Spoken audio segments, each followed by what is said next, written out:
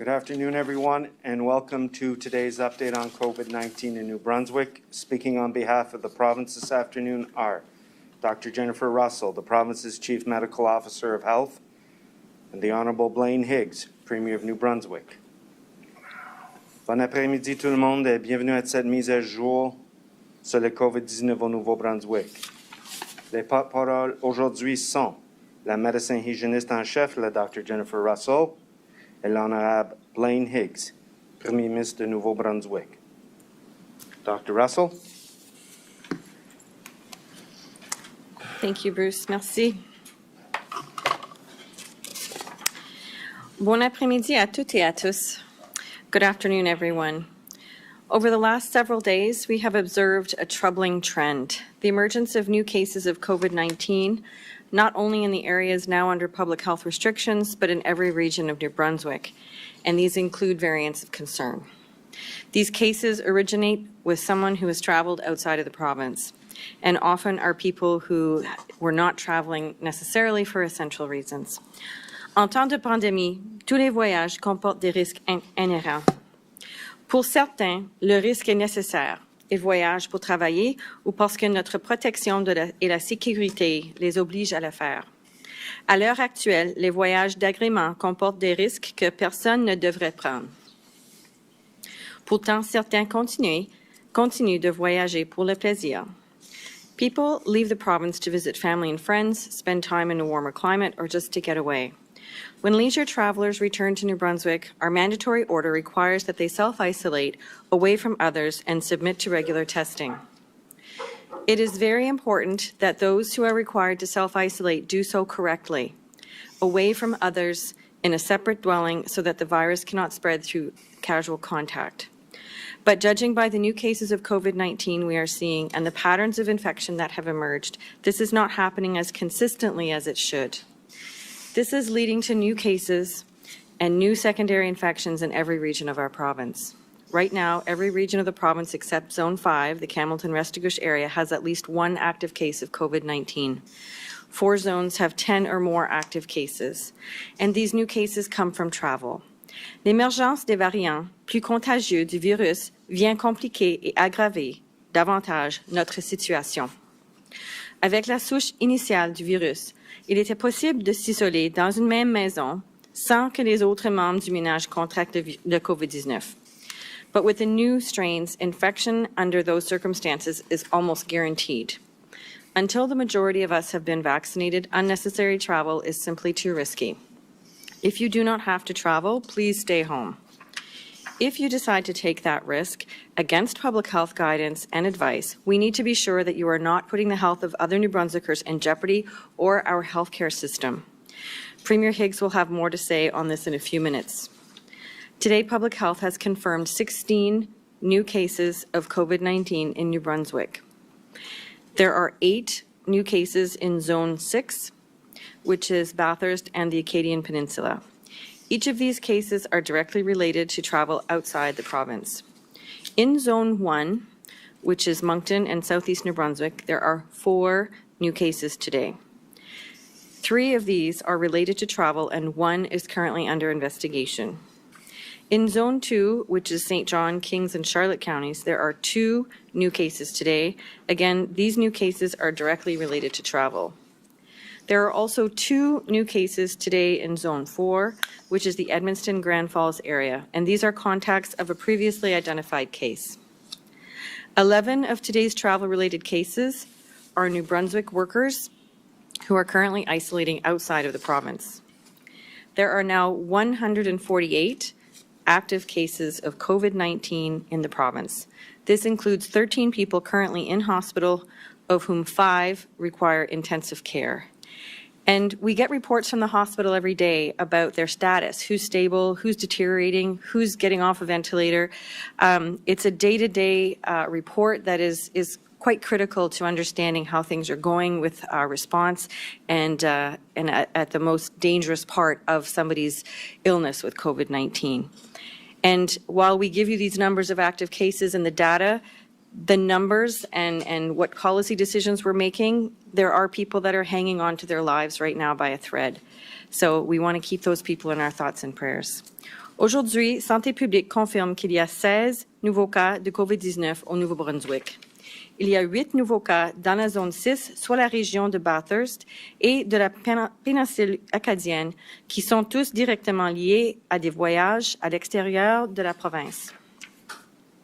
Il y a 4 nouveaux cas dans la zone 1, soit la région de Moncton et du sud-est du Nouveau-Brunswick.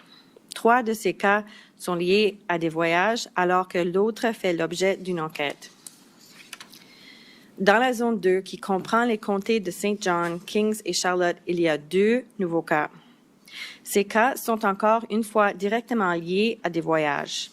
Il y a aussi 2 nouveaux cas dans la zone 4, soit les régions d'Edmundston et de Grand-Sault. Ces personnes sont des contacts d'un cas confirmé auparavant. Du nombre de cas liés aux voyages qui ont été signalés aujourd'hui, 11 sont des travailleurs du Nouveau-Brunswick qui s'isolent présentement à l'extérieur de la province. Ils sont comptabilisés dans le nombre de cas pour Nouveau-Brunswick. Et il y a présentement 148 cas actifs de COVID-19 dans la province. De ce nombre, 13 personnes sont présentement à l'hôpital, dont 5 sont aux soins intensifs. These New Brunswickers need your support, and I ask that you keep them in your thoughts and prayers as you go about your day. And I think that we do talk a lot about the negative things that are happening, and I know it's really important to hear those good news stories. And with each day, one of those good news stories is about the fact that more and more New Brunswickers are being vaccinated and getting their first dose against the virus. And another good news story, we have 30% of the population have had at least 1 dose of the vaccine, and that percentage is increasing at about 1% per day. And we know that vaccines potentially reduce the incidence of infection, but more importantly, they minimize the risk of severe illness, hospitalization, and death related to COVID-19, which means that it prevents our hospital system from being overwhelmed. So the more people that are vaccinated, the better. We are working to get as many New Brunswickers vaccinated as quickly as possible. We know that not everyone can get to a pharmacy or a vaccination clinic. Les citoyens du Nouveau-Brunswick qui sont confinés à la maison en raison de problèmes psychologiques ou physiques doivent également être vaccinés pour leur propre protection, mais aussi pour celle de leurs proches. Dans de nombreuses collectivités, des bénévoles offrent des services de transport aux cliniques d'immunisation aux personnes qui n'ont pas de moyens de s'y rendre. Je remercie pour ce beau geste. For people who cannot leave their homes under any circumstances due to their physical or mental condition, additional measures are required. Through a partnership with Ambulance New Brunswick and the extramural program, a process is being put in place to identify those who cannot leave their homes for medical reasons and providing them with an opportunity to get a vaccine. Persons over the age of 55 who are homebound for medical reasons are eligible for this program. A homebound person's primary care provider can apply to the extramural program for assessment, with referrals to be taken beginning the week of May the 3rd. Les clients actuels du programme extramural seront également évalués pour déterminer s'ils sont admissibles à de l'aide. Des vaccins seront administrés dès que les lots de vaccins ne nécessitant pas de procédure spéciale d'entreposage et de manutention deviennent disponibles. By providing a vaccine at home to those who are unable to get out for medical reasons, we will be helping to assure that no New Brunswickers are left behind in our journey through this pandemic. And I want to offer my thanks to every New Brunswicker who is helping us get through this stage of the pandemic right now. By getting vaccinated, when your turn comes up, you are doing your part. By wearing your mask when you're out in public, you are doing your part. By not traveling outside the province, if you do not need to travel, you are doing your part. And if you do have to travel and come back and self-isolate safely and you don't infect others, you are doing your part. So by staying home when you don't feel well, you are also doing your part. Getting tested when you have symptoms is also doing your part.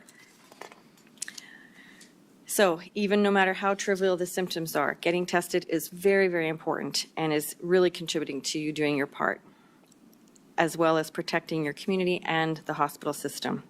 So if we all continue to do these things for a few more weeks, and I mentioned the target date of about 10 weeks from now before we get everybody vaccinated with their first dose, we will all be in a better position to keep COVID at bay.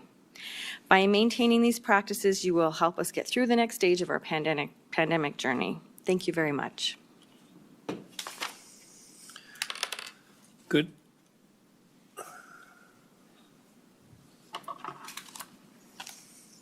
Good afternoon. Bonjour.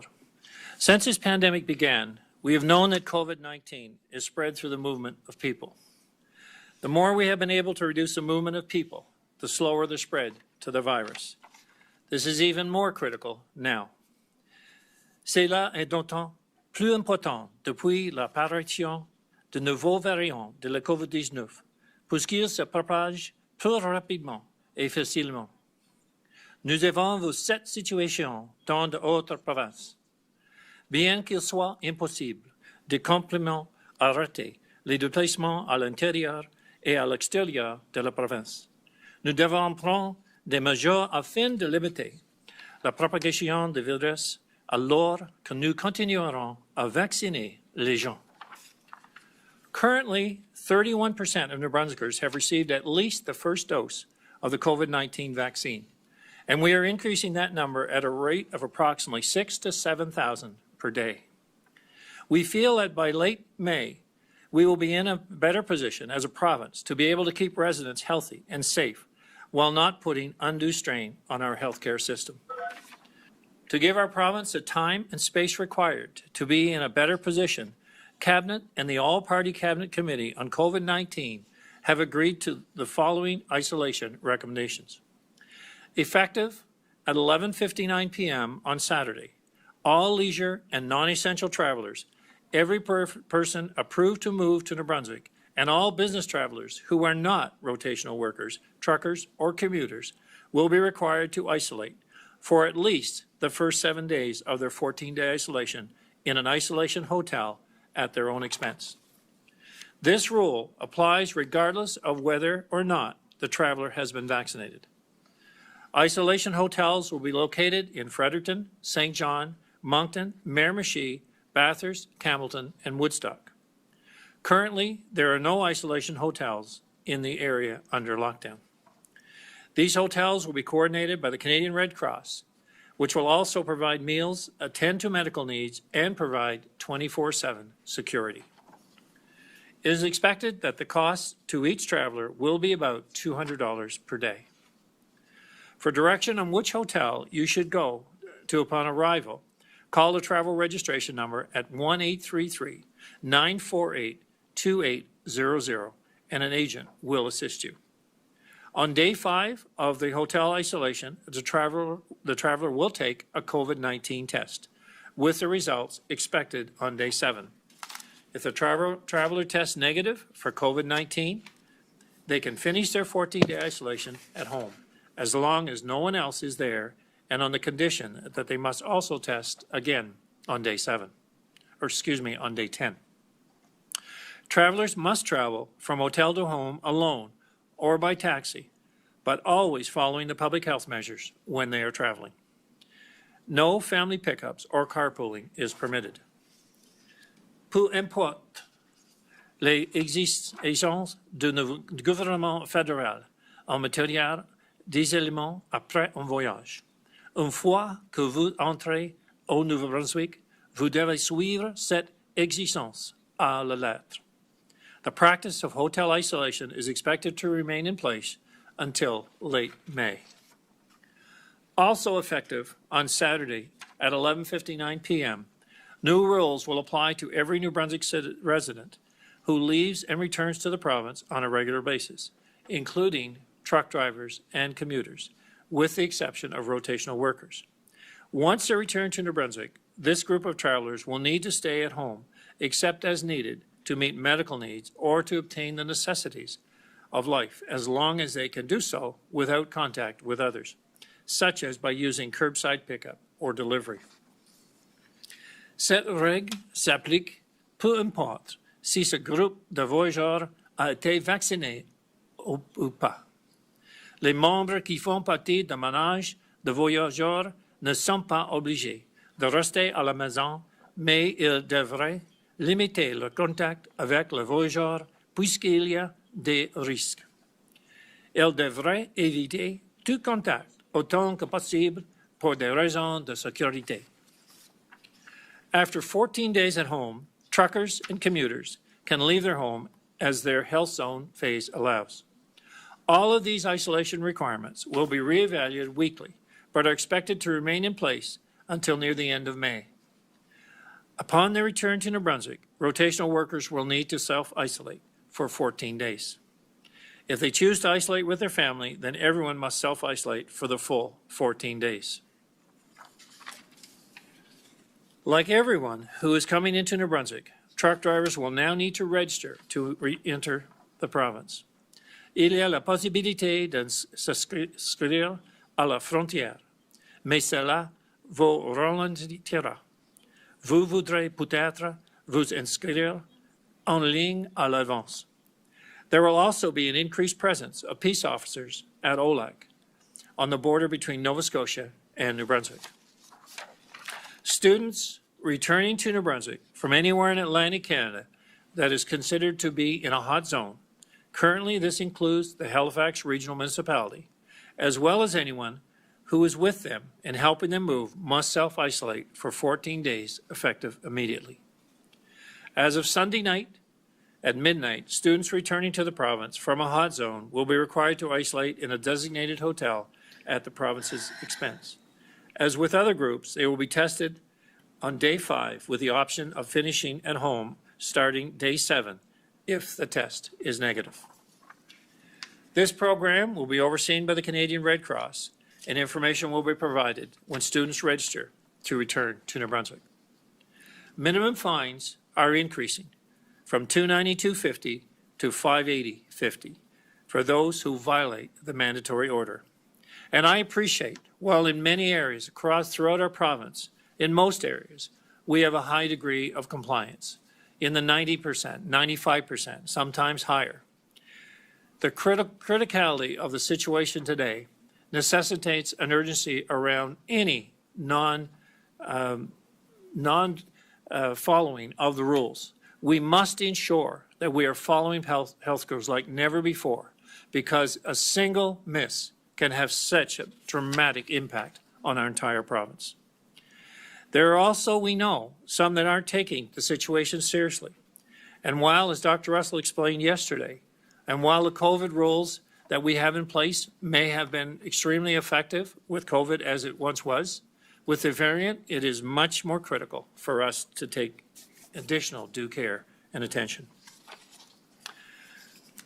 I understand that we've provided a lot of information today. We've done so quickly. We've spent time with our COVID cabinet colleagues and our cabinet colleagues, and we've certainly reacting to the situation that we're finding, not only in New Brunswick, but throughout the region. What we're seeing right now in Nova Scotia, what we've been seeing for weeks in Ontario and in Quebec, and we have 10 weeks in order to achieve success here. We have vaccines that are coming now at an unprecedented rate to what we had seen in the past. We can vaccinate 45,000 a week easily, and we can go beyond that if the vaccines allow that to happen. We're optimistic we will be able to increase our capability because vaccine supply will also increase. But right now, if you don't need to come to New Brunswick, don't come here. We want you, just not right now. If you can delay your move to our province by a month or so, then please do so. If you don't need to travel, stay at home. If you are, for example, currently at a resort in Florida and are able to stay there for another month, please do so. The risk to you and to everyone you come into contact with is simply too high. Back when this pandemic began, the federal government, along with our provincial government, sent a clear and consistent message. Do not travel. Ce message n'a pas changé. Si vous avez pris la décision de voyager, même si on vous demande de ne pas le faire, vous avez pris la décision d'augmenter vos risques de contacter ces virus. We are trying to minimize the risk of you bringing the virus to New Brunswick and spreading it further. The plan is not perfect, and we're still working out the details, but these steps are necessary. Notre but est de garder notre province dans la phase de l'adaptation autant que possible. En même temps, nous aidons à nous assurer que notre système de soins de santé ne devient pas d'abordé. We are seeing that happen right now in Ontario, where healthcare professionals are being forced to make heartbreaking choices about who receives care and who doesn't. We cannot let that happen here. These isolation requirements are not forever, and we must realize, although we're all tired of COVID, we just need to stay vigilant, and we just need to do so for another 10 weeks at minimum. But we know that we will need to continue as we all get vaccinated. But I'm still counting on summer. And right now, the summer starts July 1st, and that's going to be our focus. But can we achieve it? We can only do it together. And we can do it if we're vigilant, and we can do it when you take vaccines when they're offered to you. We need to reach that threshold. In approximately 30 days, we hope to be in a place where we're able to ease restrictions or to reevaluate our situation. De plus, nous réévaluerons ces restrictions régulièrement et nous ferons les changements nécessaires pour garder les gens de New-Brunswick en santé et en sécurité. Today, Cabinet and the All-Party Cabinet Committee on COVID-19 also made the decision that high schools will not be returning to a full-time in-person learning this school year. Given what is going on around us, it just didn't make any sense to change at this time. I want to take this opportunity to thank all the healthcare professionals in our province and those who have recently stepped forward and offered to go to Ontario to assist that province with their response to COVID-19. I am proud to say that New Brunswickers are always ready to help out in any way they can, and we continue to demonstrate that in every way. Of those who have expressed interest, we've identified approximately 27 who have looked at going, and they're being evaluated now in terms of the needs in Ontario and in terms of their availability. We will be forwarding a list of available resources to Ontario today through our mutual aid protocols and anticipate that some of these people will be called upon in the coming days based on the need in Ontario. I also want to thank the truck drivers who continue to work so hard to keep goods flowing into and out of our province. It is important that the truck drivers who regularly cross borders into other provinces and the United States remain healthy.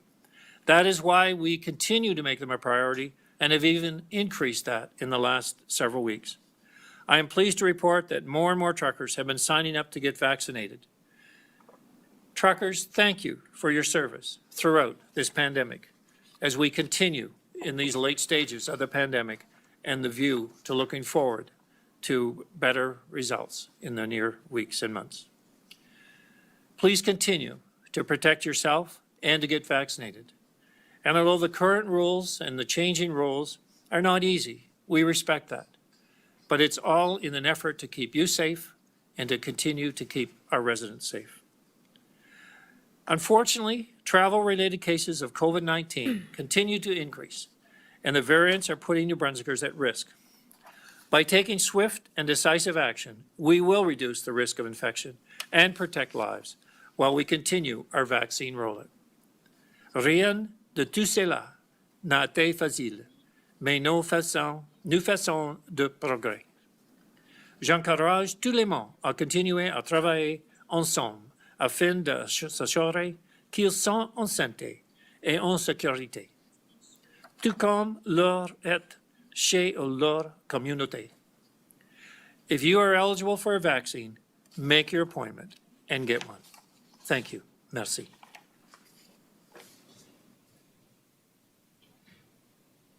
Merci beaucoup, Monsieur le Premier ministre. Dr. Russell, thank you, Premier Dr. Russell.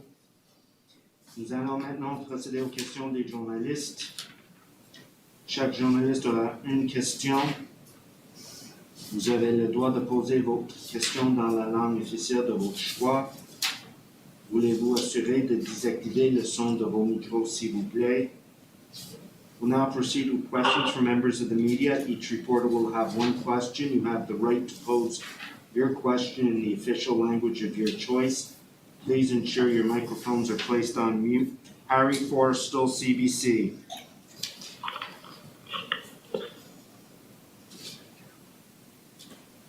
Harry Forrestal.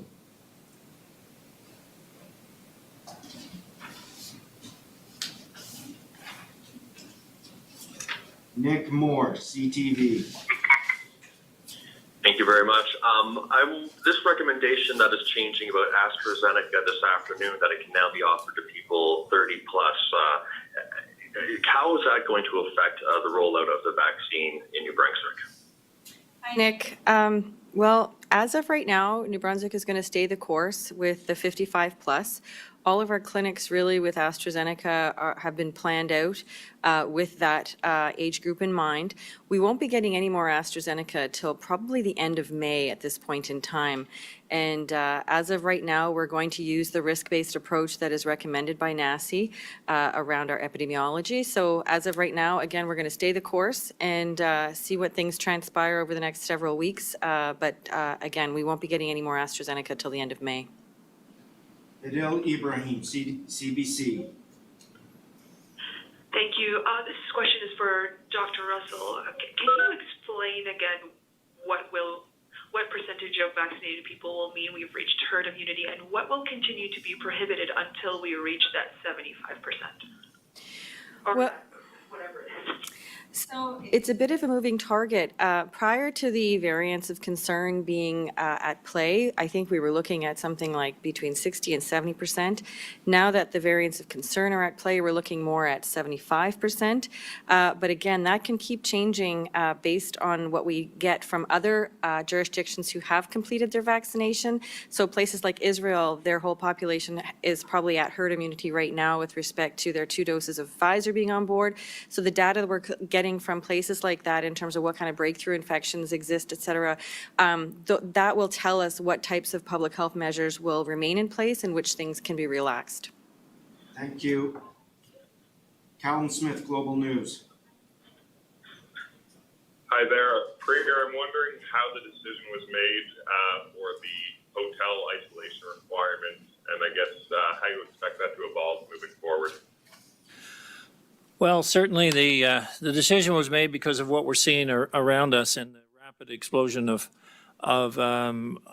cases when a single, let's say, variant, particularly related infection, shows up on the scene. We've had some cases of that where isolation was supposed to have happened and it did not. Obviously the tremendous high percentage of our cases are travel related, and so to ensure that we do not miss travelers, and to ensure that they do isolate as required. We believe this protection is required, and that's why it became a consensus within our team and the COVID cabinet and cabinet committee that we just must exercise everything we can right now to minimize exposure. If we were back to COVID as normal, we probably would have said, well, we can carry on as we have been because that's been successful. But right now, we have seen, and I've referenced them today, the situations and how quickly it changes.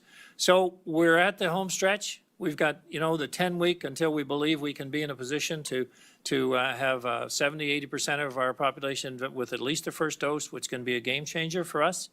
And so people just need to, take this last kind of interruption in our life and say, look, we can do this, we can bear down, and we've got to do everything. We can't look back in a few weeks' time to say, what else could we have done? We want to always be able to look forward and say we did everything when we needed to do it at the time we needed to do it. And as a result, in July 1st, summer is returned to New Brunswick. Michel Corriveau, Radio-Canada. Oui, bonjour. C'est une question pour Dr. Russell. Dr. Russell, le Premier ministre a expliqué assez clairement quelles seront les nouvelles règles à partir de dimanche minuit pour les gens qui voyagent. Est-ce que vous pourriez nous expliquer, pour le bénéfice de nos auditeurs francophones en français, ces règles-là? Qu'est-ce qui va être mis en place à partir de dimanche à minuit? Alors, je crois que pour les gens qui travaillent, qui voyagent pour des raisons non essentielles, à partir de le 24 avril à 11h59, ils vont falloir isoler dans un hôtel pendant 7 jours. À jour numéro 5, ils vont avoir un test et après ça, ils peuvent continuer leur auto-isolement après ça à la maison. pour les travailleurs qui sont pas des travailleurs de rotation, ni des camionneurs, ni des gens qui voyagent chaque jour à travers les frontières. Ça commence à 11h59 le 24 avril aussi. Et ça, c'est les 7 jours dans l'hôtel avec un test sur la 5e journée. Et après ça, ils peuvent continuer leur auto-isolement après ça à leur propre maison. Pour les étudiants qui étudient dans l'autre province des provinces atlantiques, quand ils sont, s'ils sont de retour avant le 25 avril à 11h59, c'est pareil comme que ça existe maintenant, mais après le 25 avril à 11h59, il faudra qu'ils font leurs 14 jours de auto-isolement à la maison. Les gens qui viennent de les provinces atlantiques, mais leur hot zone à Halifax, ça veut dire que ça va commencer immédiatement. Quand ils seront de retour à Nouveau-Brunswick, il faut faire leur auto-isolement à la maison en commençant immédiatement. Et après, s'ils arrivent ici au Nouveau-Brunswick d'un hot zone de Halifax après le 25 avril, il faudra faire leurs 7 jours à un hôtel de auto-isolement, se faire tester le 5e jour et ils peuvent continuer le reste de leurs 14 jours à la maison après ça.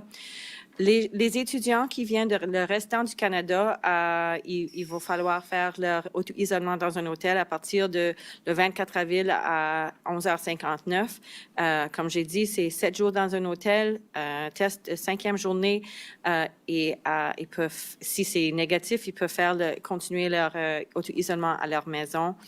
Les individus qui voyagent pour des raisons compassionnantes, qui sont déjà en hors du province, il faudra qu'ils fassent leur auto-isolement à la maison pour 14 jours à partir de le 24 avril à 11h59.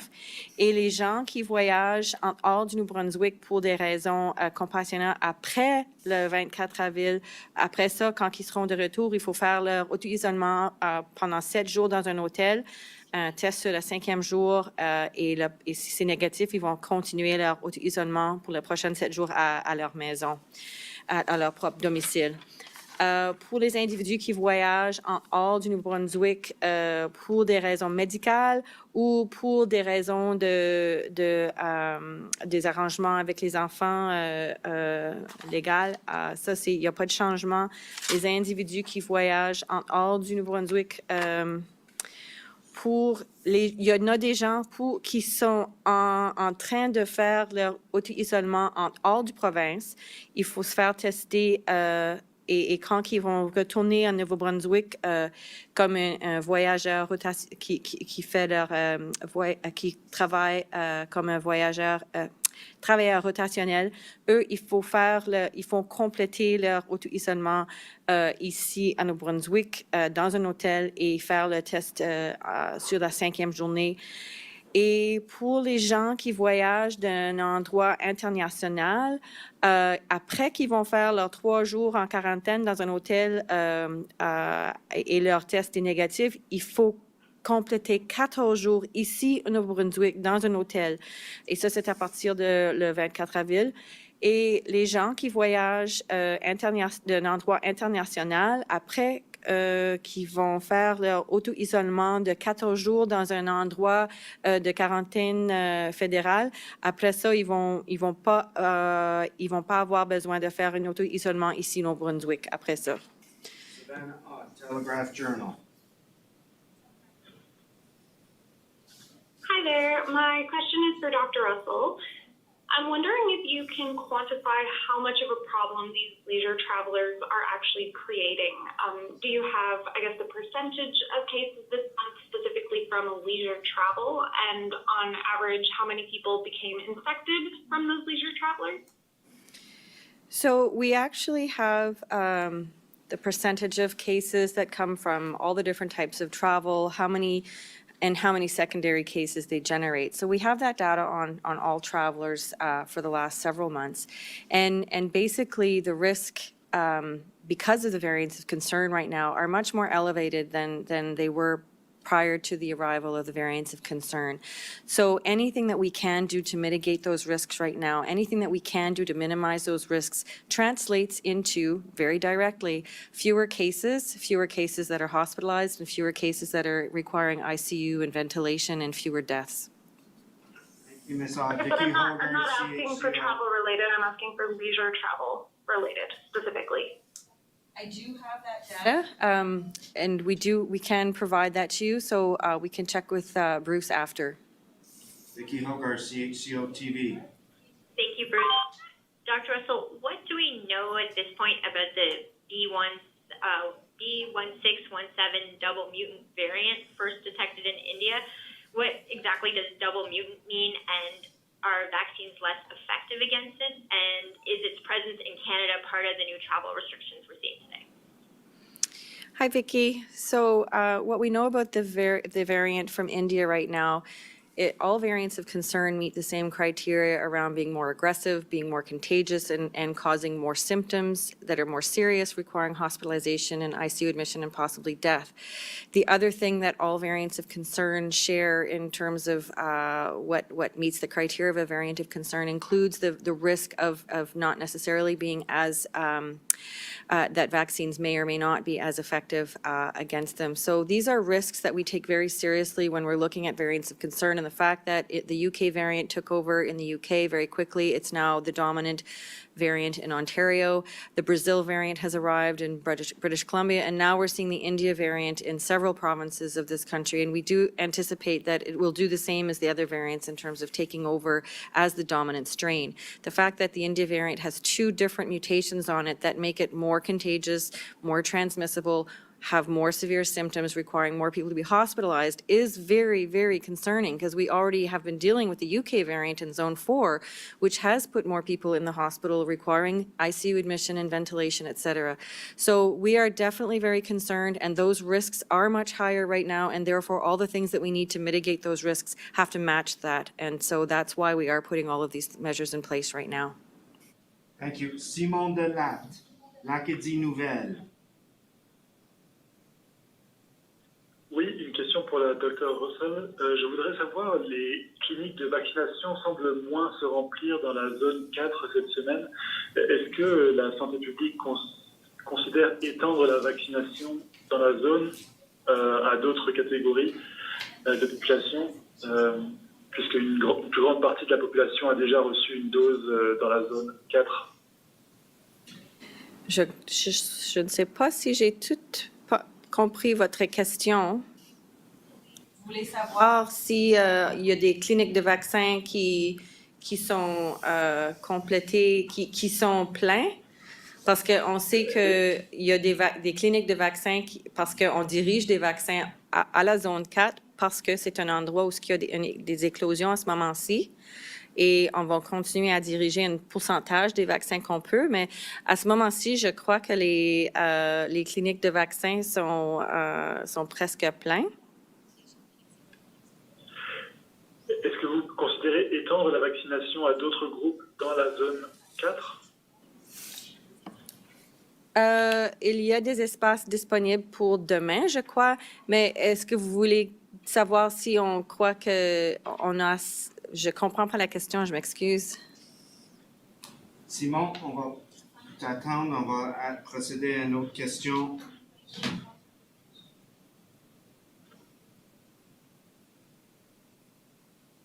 Harry Forstall, CBC. Thank you, Bruce. Thank you, Premier and Dr. Russell. Premier, yesterday you made remarks regarding the number of long-term care workers who have been vaccinated. You said only 59% of LTC workers have agreed to be vaccinated, which suggested there was resistance there. Perhaps they were refusing. I spoke today with the Nursing Home and Long-Term Care Homes Association. They say that it isn't that workers are refusing, it's that unlike other jurisdictions, workers at LTC homes and nursing homes weren't among the first to be offered vaccine, and there are a number of difficulties that have contributed to them not being able to get vaccines. Can you tell me what solution the province has to this particular problem of a third of the workers who care for the most vulnerable in the province have not or may not be able to get vaccines? Well, firstly, I'm glad to hear the response that it's not about individuals refusing, it's about having the opportunity for vaccines, because we have the vaccines available. Just like they were available to the home care workers at the time that the long-term care workers were being treated. The whole staff were being treated at the same time and vaccinated. So the supplies have been available, will continue to be available, and now we're contacting each home. And I would say have the homeowners and management contact us if that's, because we'll be on their doorstep with vaccines or be showing them directly where to go. Because if we're fully aligned, which it's wonderful news that the home care workers want to, or the healthcare workers of long-term care facilities want to be vaccinated, we want them to be vaccinated, so we're all on the same page. And if there's a concern that they didn't have that opportunity, well, we'll remedy that, because we have lots of vaccines to ensure they are vaccinated, because healthcare workers, long-term care workers were a priority from very early on in this process. So great to hear. We'll certainly focus and work with them very closely. Sophie Desautels, Radio-Canada.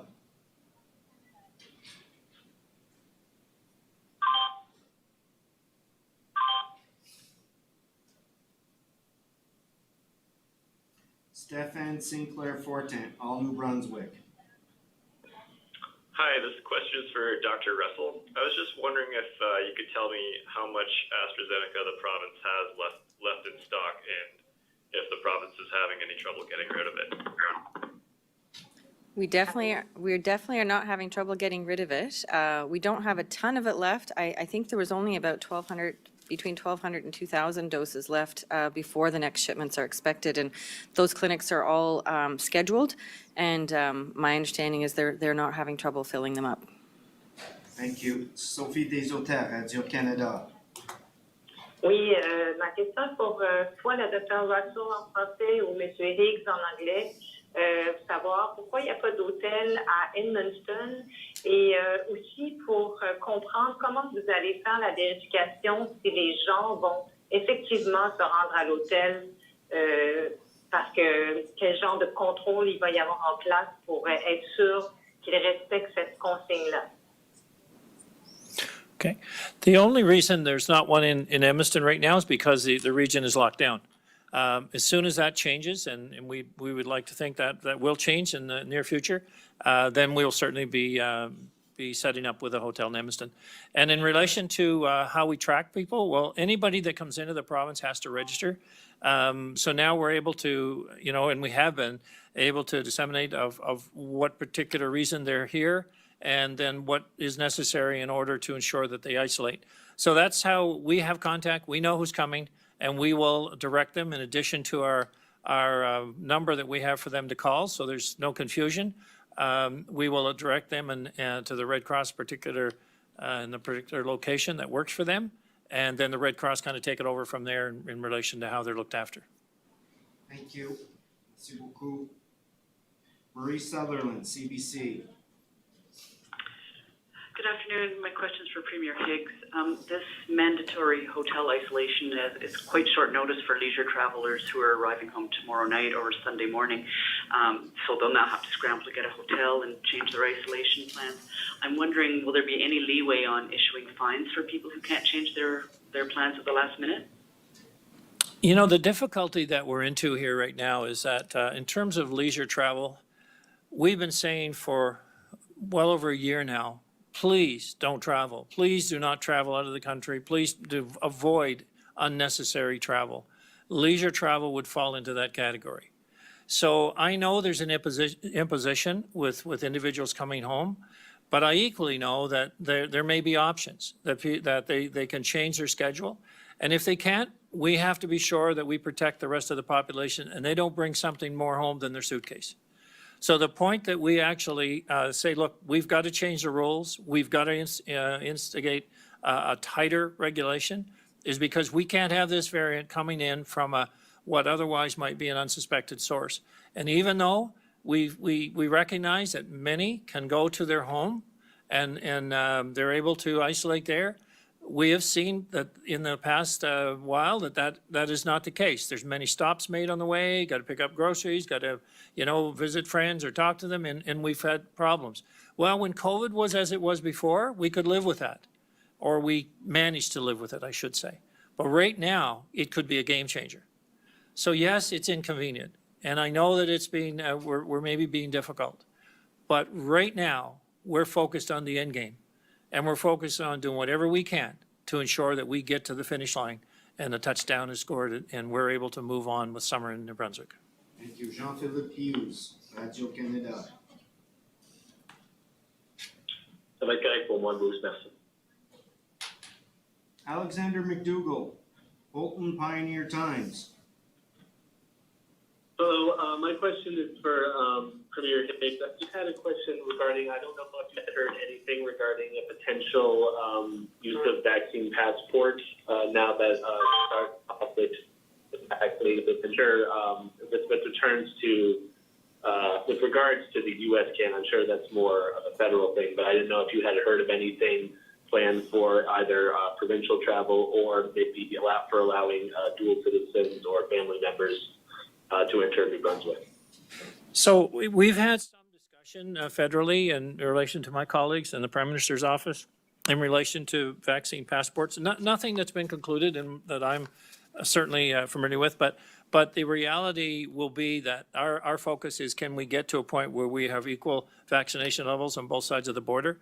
And that was primarily, the question that we were putting to the Prime Minister a week or two ago, when the U.S. had announced that they were moving their schedule. When President Biden announced that he was moving the schedule up by, I think, several weeks to April 19th for everyone having a vaccine, at least one over the age of 18, I think, was the announcement.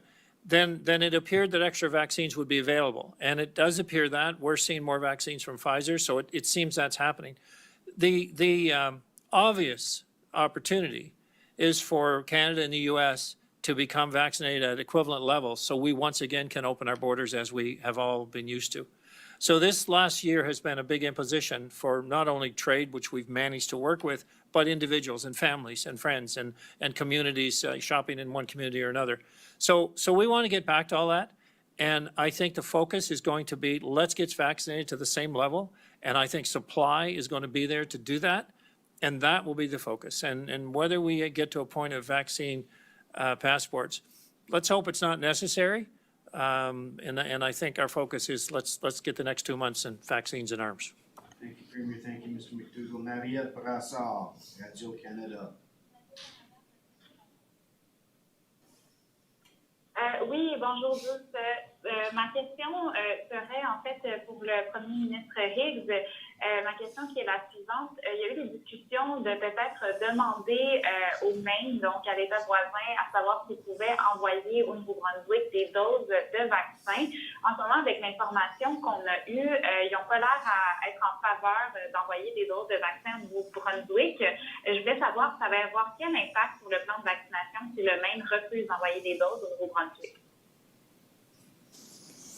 No, first of all, our vaccination plan is based on what information we have that public health has provided in relation to security of supply.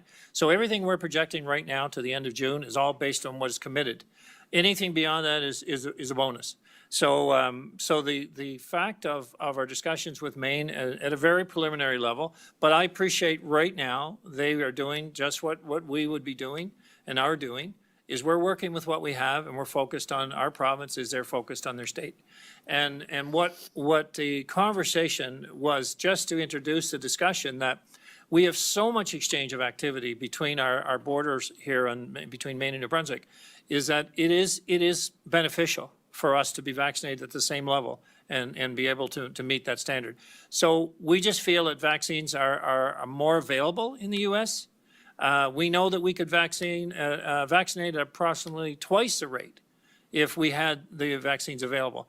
But I know the situation they're in, and I know they're working hard to get their population vaccinated. I don't expect to see any surplus vaccines from them for many weeks. But it could come in late May or June, but it'll depend on where they are with their own population, and I wouldn't expect them to obviously be any different in their decision-making. Bob Montembeau, dernière question. Oui, bonjour. La question est pour Dr. Russell.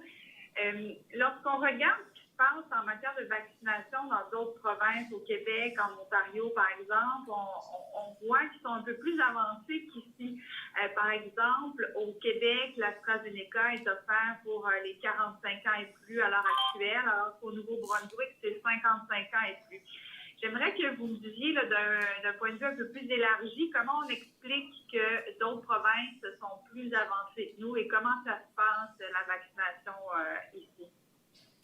L'effet d'avoir un changement de l'âge entre des provinces pour l'AstraZeneca, ça n'a pas un impact du tout sur le plan de déroulement de vaccination.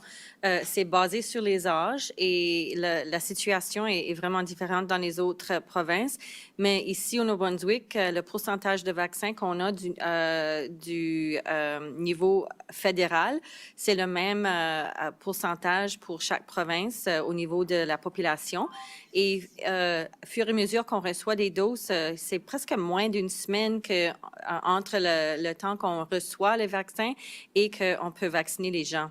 Alors, c'est vite fait ici. Je ne crois pas qu'avec le pourcentage qu'on a, c'est équivalent de toutes les autres provinces au niveau des pourcentages. Et au fur et à mesure qu'on les reçoit, c'est presque moins d'une semaine qu'on les reçoit et que c'est donné à notre population basé sur l'âge. Merci beaucoup.